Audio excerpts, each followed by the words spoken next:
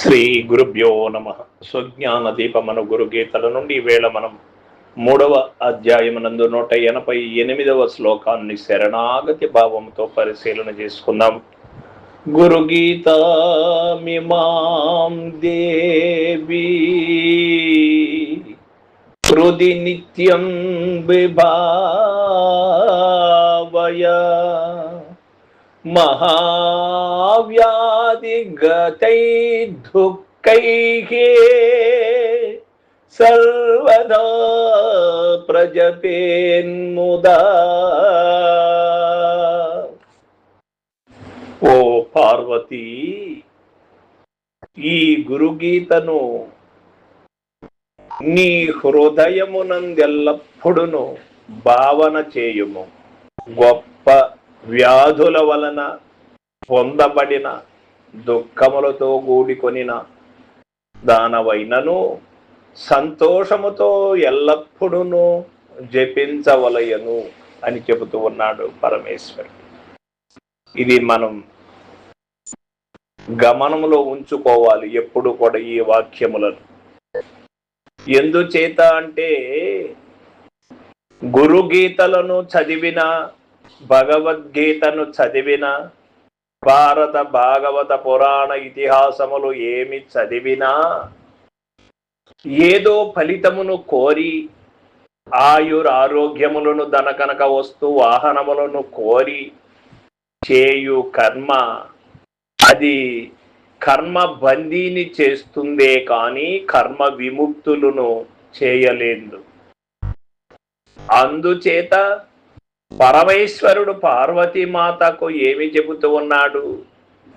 ఈ గురుగీతను నీ హృదయమునందు ఎల్లప్పుడూ భావన చేయుచునే ఉండాలి.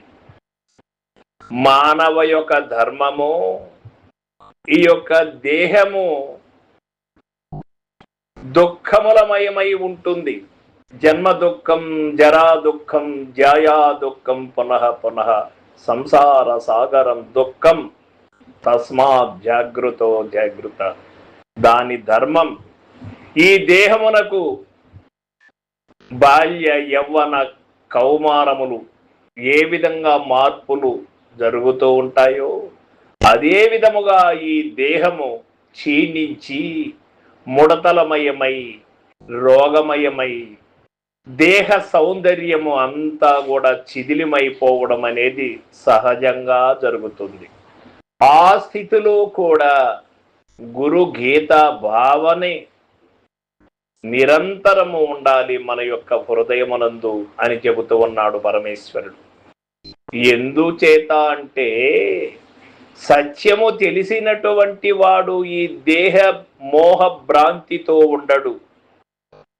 ఈ దేహ భ్రాంతితో ఉన్నటువంటి వాడు మాత్రమే శబ్దస్పర్శ రూపరసగంధములైనటువంటి తుక్ష్యమైనటువంటి ఆనందములకు వశమై ఉంటాడే కానీ సత్యాన్ని ఎరిగినటువంటి వాడు సత్యముతోనే మమేకమై ఉంటాడే కానీ అసత్యమైనటువంటి యొక్క తుక్ష్యమైనటువంటి ఆనందములకు ఎప్పుడూ కూడా వశము కాడు. అట్లు కాకూడదు పార్వతి. గురుగీతను ఈ దేహానంతరము వరకు కూడా, పతనము అయ్యేంత వరకు కూడా నీవు తలుస్తూనే ఉండాలి. నీ స్పృహ నీకు ఉన్నంత వరకు కూడా ఈ యొక్క గురుగీతను మరువకుండా ఉండాలి.